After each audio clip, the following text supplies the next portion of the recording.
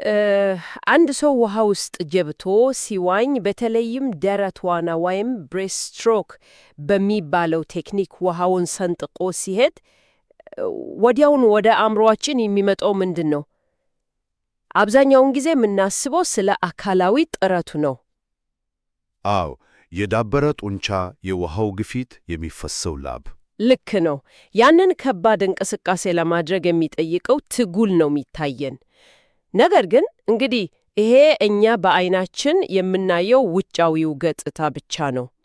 ከቆዳችን ስር እኮ ማንም ሳያየው በሚሊዮን የሚቆጠሩ ጥቃቅን የኤሌክትሪክ ብልጭታዎች እንደ ማዕበል ይናወጣሉ። በደንብ እጅግ ውስብስብ የሆነ ሂደት ነው። ማለቴ እጆቻችን ውሃውን ከመቅዘፋቸው ጥቂት ቅጽበቶች በፊት በሴሎቻችን ውስጥ አስገራሚ የሆነ የኤሌክትሪክ ትዕዛዝና ምላሽ ይካሄዳል። እንግዲህ የዛሬው የጥልቅ የትንታኔያችን የሚያተኩረው በዚህ ድብቅ ግን እጅግ አስገራሚ በሆነ የሰውነታችን ውስጣዊ ዓለም ላይ ነው። በጣም አጓጊ እርስ ነው። ለዚህም መነሻ የሚሆነን ከካሮሊን በርገር ደፌሚኒ የባዮፕላቴስ መስራችና የስቶት ፕላቴስ አሰልጣኝ ከሆኑት ባለሙያ የተገኙ እጅግ ጠቃሚ ሰነዶች ናቸው።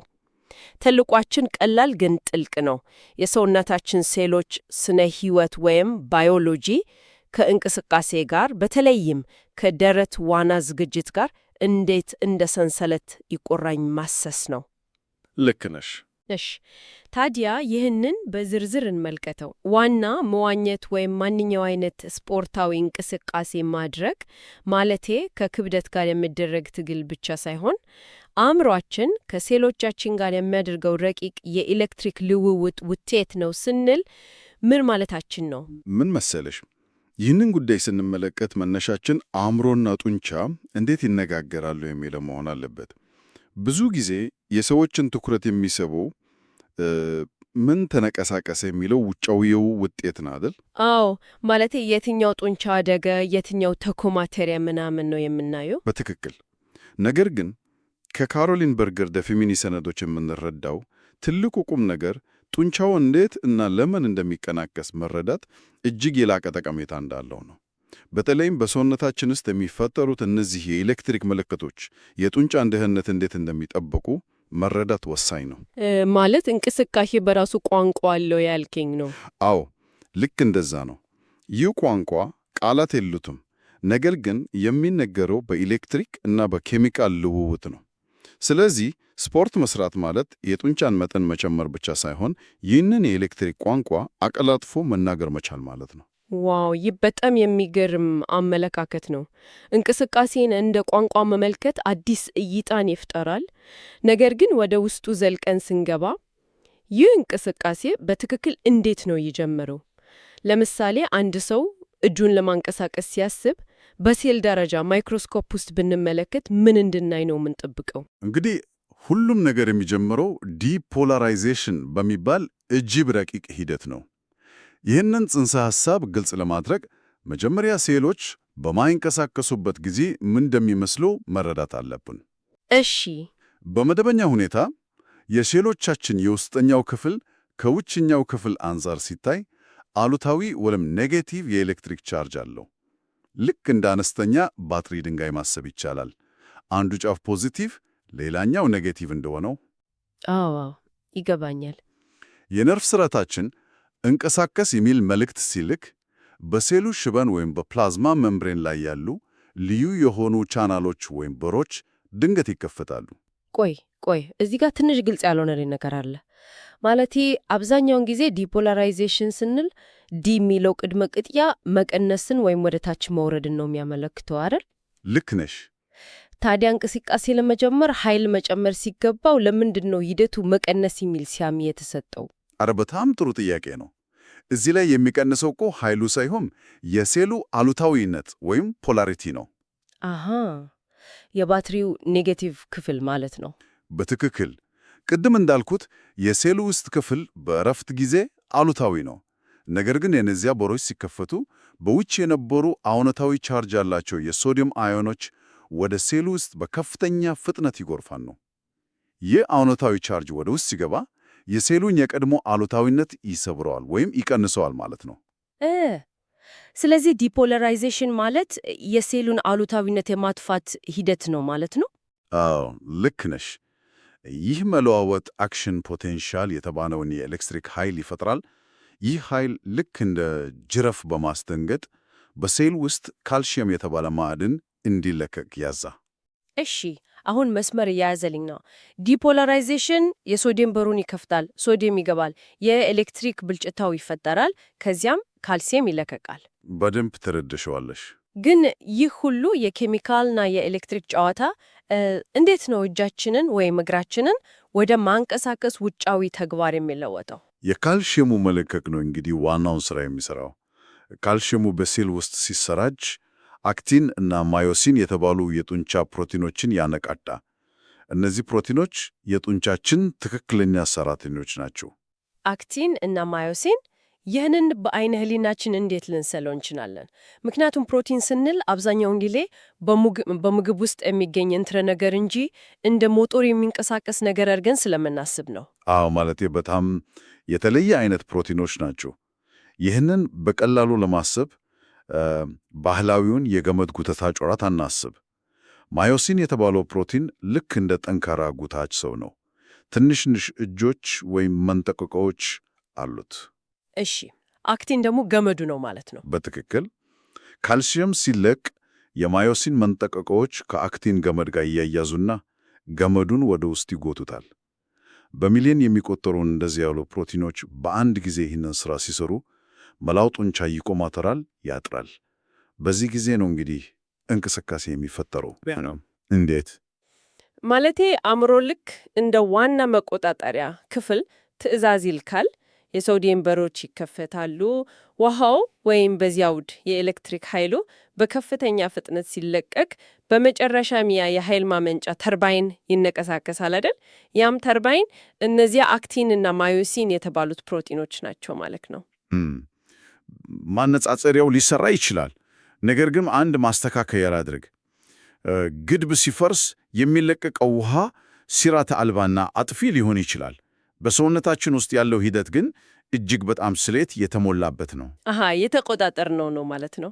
አዎ፣ ልክ እንደ ዘመናዊ የሃይድሮኤሌክትሪክ ማመንጫ የተወሰኑ በሮች ብቻ ተከፍተው ልክ የሚፈልገውን ያህል ውሃ ብቻ አሳልፈው የተወሰነች ተርባይንን ብቻ እንደሚያንቀሳቅሱት ማለት ነው።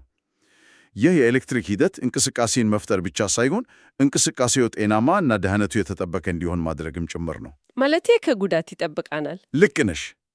በተለይ ሰነዱ አጽንዖት እንደሚሰጠው ሰውነትን ከተጨማሪ ጫና መጠበቅ ዋነኛ ስራው ነው። ይሄ እጅግ በጣም ጠቃሚ ነጥብ ነው። የኤሌክትሪክ ሂደቱን አሁን በሚገባ ተረድተኗል። እሺ፣ ይህን ያህል ስለ ኤሌክትሪክ ኃይሉ ካወራን ይህ ኃይል መጀመሪያ ሄዶ የሚያንኳኳው የማንም በር ነው? ማለቴ የትኛውን ጡንቻ? አዎ፣ በሰውነታችን ውስጥ የትኞቹ ጡንቻዎች ናቸው ይህን የመጀመሪያ የኤሌክትሪክ ጥሪ የሚቀበሉት? ወደ አናቶሚው ስንገባ በሰነዱ ላይ በስፋት የተጠቀሱ ሁለት ጡንቻዎች አሉ። እነሱም ትልቁ ክብር ጡንቻ እና ትንሹ ክብር ጡንቻ ይባላሉ። ስለ እነሱ ብናወራ ጥሩ ነው። ትክክል ነው። ምንጩ በትከሻ አካባቢ ባሉ ሁለት ወሳኝ ጡንቻዎች ላይ ሰፊ ማብራሪያ ይሰጣል። የመጀመሪያው ትልቁ ክብር ጡንቻ ሲሆን በሳይንሳዊ ስሙ ቴሬስ ሜጀር ወይም በፈረንሳይኛ ግራውንድ ራውንድ ይባላል። እሺ። ሁለተኛው ደግሞ ትንሹ ክብር ጡንቻ ቴሬስ ማይነር ወይም ፕቲት ራውንድ ይባላል። ሁለቱም ጡንቻዎች የሚነሱት ከጀርባችን ላይ ካለው የትከሻ አጥንት ሲሆን ሄደው የሚገናኙት ደግሞ ከክንድ አጥንት ጋር ነው።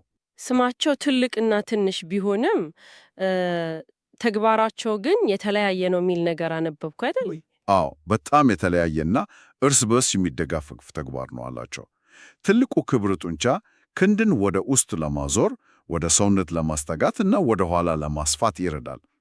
በደረት ዋና ጊዜ ውሃውን ወደ ኋላ ለመግፋት ከፍተኛ አስተዋጽኦ ያደርጋል። እሺ፣ ትንሹስ? በሌላ በኩል ትንሹ ክብር ጡንቻ ተቃራኒውን ይሰራል። ክንድን ወደ ውጭ ያዞራል። ነገር ግን የትንሹ ጡንቻ ዋናውና ትልቁ ስራው የትከሻ መገጣጠሚያን ማረጋጋት ነው። ማረጋጋት ስትል ቁሚያ ነው። በጣም ሰፊ የሆነ እንቅስቃሴ ለማድረግ እንዲያስችል ሆኖ የተፈጠረ ስለሆነ በቀላሉ ከቦታው ሊውለቅ የሚችል ተፈጥሮ አለው። ስለዚህ ያንን ኳስ በቦታው አጥብቆ የሚይዘው ይህ ትንሹ ክብር ጡንቻ ነው። ቆይ እዚህ ጋር አንድ ጠንካራ ጥያቄ ላንሳ። ሁልጊዜ ዋናተኞችን ስናይ በተለይም በኦሎምፒክ መድረኮች ላይ አይናችን የሚያረፈው ትልልቅ የደረት ጡንቻዎቻቸው እና ሰፊ የጀርባ ጡንቻዎቻቸው ላይ ነው አይደል? አብዛኛው ሰው እሱን ነው የሚያየው። እነዚያ ግዙፍ ጡንቻዎች ናቸው ውሃውን ሰንጥቀው የሚያሳልፏቸው ብለን እናስባለን። ግን አሁን እንደሰማው የዋናው ሚስጥር እና የጉዳት መከላከያው ያለው በእነዚህ ትንንሹና ብዙም በማይታወቁ ክብር ጡንቻዎች ላይ ነው ማለት ነው። በትክክል። ይህንን ስሰማ አንድ አዲስ ማነጻጸሪያ መጣብኝ። ትላልቅ ጡንቻዎች መኪናው የሚያሽከረክረው ኃይለኛ ሞተር ከሆኑ እነዚህ ትንንሽ ጡንቻዎች ደግሞ አቅጣጫ የሚያስይዘው እና መኪናው ገደል እንዳይገባ የሚጠብቀው መሪ ናቸው ማለት እንችላለን። ይህ እጅግ በጣም ትክክለኛና ጠቃሚ ማነጻጸሪያ ነው። ሞተሩ ምንም ያለ ኃይለኛ ቢሆንም ማለቴ ባለ 8 ሲሊንደር ቢሆንም መሪው በትክክል ካልሰራ ወይም ከተለቀቀ የሞተሩ ኃይል ራሱ መኪናውን ያጠፋዋል። ልክ ነው። መሪ ከሌለ አደጋ ነው። በሰውነታችንም የሚሆነው ይሄው ነው። ትንንሽ አረጋጊ ጡንቻዎች ለምሳሌ ትንሹ ክብር ጡንቻ መጀመሪያ በትክክል የትከሻውን መገጣጠሚያ ካላረጋጉ ትላልቅ የደረትና የጀርባ ጡንቻዎች ኃይል ማመንጨት አይችሉም። ማለቴ ቢሞክሩ እንኳን ኃይሉ ወደ ተሳሳተ አቅጣጫ ስለሚሄድ የትከሻው አጥንቱ ከቦታው ይወጣል ወይም የጡንቻ መበጠስ ያጋጥም። የኤሌክትሪክ መልእክቱ ቅድም ያወራነው ዲፖላራይዜሽን ቅደም ተከተል ምን ያህል ወሳኝ እንደሆነ የምናየው እዚህ ጋር ነው። ማለትም አእምሮ መልእክቱን የሚልከው በቅደም ተከተል ነው። ዝም ብሎ ሁሉንም በአንድ ጊዜ አያነቃቃም። በትክክል አእምሮ መጀመሪያ ዲፖላራይዜሽን የሚያዘው ለእነዚህ ትናናሽ መሪ ጡንቻዎች ነው። እነሱ የሶዲየም በሮቻቸውን ከፍተው አክቲን እና ማዮሲንን አቆላልፎ መገጣጠሚያውን መቆለፋቸውን አእምሮ ካረጋገጠ በኋላ ብቻ ነው ለትላልቆቹ ሞተር ጡንቻዎች ኃይል እንዲያመነጩ ትእዛዝ የሚያስተላልፉ። ይህ አሰራር በእውነት ድንቅ ነው። ማለቴ እኛ ሳናስበው በሚሊ ሴኮንዶች ውስጥ ሁሉ ይካሄዳል። አሁን የጡንቻዎቹን ማንነትና የኤሌክትሪክ አሰራሩን አውቀናል። ነገር ግን ይህንን የኤሌክትሪክ ኃይል እና የጡንቻ ቅንጅት በተግባር እንዴት ማሰልጠን ይቻላል? ወደ ተግባሩ ስንገባ ማለቴ ዝም ብሎ ወንበር ላይ ተቀምጦ በማሰብ ብቻ የሴሎቻችንን ኤሌክትሪክ መቆጣጠር አንችልም አይደል? በሰነዱ ላይ የካሮሊን በርገር ደፌሚኔ አሰራር ስንመለከት የተዘረዘሩ 3 የዝግጅት ደረጃዎች አሉ። እነዚህን ደረጃዎች የትንፋሽ እና የኤሌክትሪክ ወዝዋዜ ብለን ልንጠራቸው እንችላለን። የእያንዳንዱን ደረጃ ብንፈትሸው ጥሩ ነው። በምንጩ ላይ የፒላቴስና የዋና ዝግጅትን የሚያስተሳስሩ 3 የተግባር እንቅስቃሴዎች በጥልቀት ተዘርዝረዋል። የመጀመሪያውን ደረጃ ብንወስድ አንድ ሰው በሆዱ ተኝቶ እጆቹ ከትከሻው ትይዩ ሲሆኑ፣ ዝም ብሎ መተኘት ነው። እዚህ ጋር ምንም አይነት ትልቅ የሰውነት መነሳት የለም። ነገር ግን ትንፋሽ ወሳኝ ሚና ይጫወታል። በአፍንጫ አየር ወደ ውስጥ ሲሳብ የጎድን አጥንቶች እንደ ዣንጥላ ይሰፋሉ። ይህ ደግሞ ጡንቻዎችንና ሴሎች በኦክሲጅን ይሞላል። አየር ሲወጣስ? በመቀጠል አየር ወደ ውጭ ሲወጣ የሆድ ጡንቻዎች በተለይም ትራንስቨርስ የተባለው የውስጥ ሆድ ጡንቻ እና የትከሻ አጥንቶች በደንብ ይረጋጋሉ። ቆይ እዚህ ጋር አንድ ነገር ላቋርጥ። ብዙ ጊዜ አየር ወደ ውጭ ማስወጣት የመዘናናት እና የጡንቻን ልቅ የማረግ ምልክት ተደርጎ ነው የሚወሰደው። እፍ ብለን ስንተነፈስ እንዘናናለን አይደል? ታዲያ ለምንድን ነው አየር በማስወጣት ውስጥ መረጋጋትና የኤሌክትሪክ ንቃት የሚፈጠረው? ትንፋሹ ራሱ የኤሌክትሪክ ሂደቱን ይጀምረዋል ማለት ነው? እሱ ነው እንግዲህ ትልቁ ሚስጥር። አየርን በቁጥጥር ስር አድርጎ ወደ ውጭ ማስወጣት የነርቭ ስርዓታችንን በማነቃቃት የኤሌክትሪክ ዲፖላራይዜሽንን ያዝዛል። ይገርማል። በዚህ ጊዜ እኮ የሆድ ዕቃችን እንደ ኮርሴት ተጨምቆ አከርካሪን ሲጠብቅ፣ እነዚያ ትንናሽ የትከሻ ጡንቻዎች ደግሞ የመጀመሪያውን የኤሌክትሪክ ብልጭታ ተቀብለው መገጣጠሚያውን ይቆልፋሉ። ይህ የመጀመሪያው ደረጃ ማረጋጋጫ ወይም ቤዝላይን ቴንሽን የመፍጠር ሥራ ነው። ሁለተኛው ደረጃስ? ሁለተኛው ደረጃ ደግሞ አሁንም በሆድ ተኝቶ ነገር ግን እጆች ወደ ታች ወርደው ከዳሌ ትይዩ ሲሆኑ ነው። በዚህ ጊዜ አየር ሲሳብ ትከሻዎች ይከፈታሉ። እሺ፣ አየር ሲወጣ ደግሞ የአከራሪ አጥንትን የሚደግፉ ጡንቻዎችን በመጠቀም የላይኛው የሰውነት ክፍል በትንሹ ከወለሉ ላይ ይነሳል። እዚህ ጋር አይሶቶኒክ የሆነ የጡንቻ መኮማተር ይፈጠራል። ማለቴ አይሶቶኒክ ስትል?